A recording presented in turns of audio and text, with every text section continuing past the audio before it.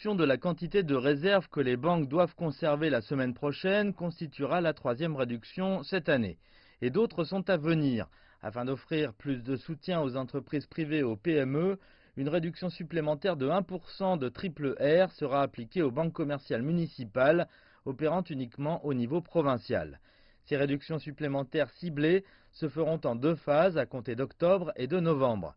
Les initiés de l'industrie disent que cette série de réductions et la récente décision de la Banque populaire de Chine d'imposer un taux préférentiel de crédit reflètent la détermination de la Banque centrale à dynamiser les entreprises privées.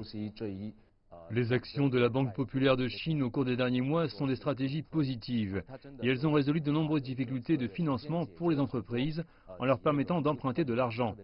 Bien sûr, il y a aussi la question des obligations perpétuelles, mais ces effets ont été peu substantiels et il y avait peu de demandes pour eux.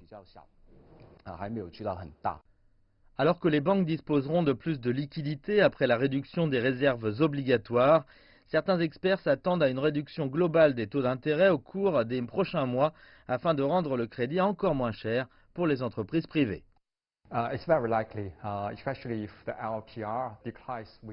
Il est très probable, en particulier si le LPR baisse en septembre, que les banques proposent des taux de débiteurs plus bas aux entreprises.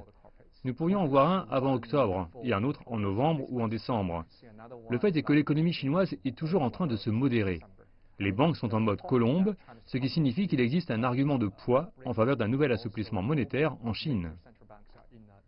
Le marché s'attend à ce que la Réserve fédérale américaine baisse ses taux d'intérêt ce mois-ci, ce qui donnerait plus de marge à la Banque populaire pour ajuster sa politique monétaire.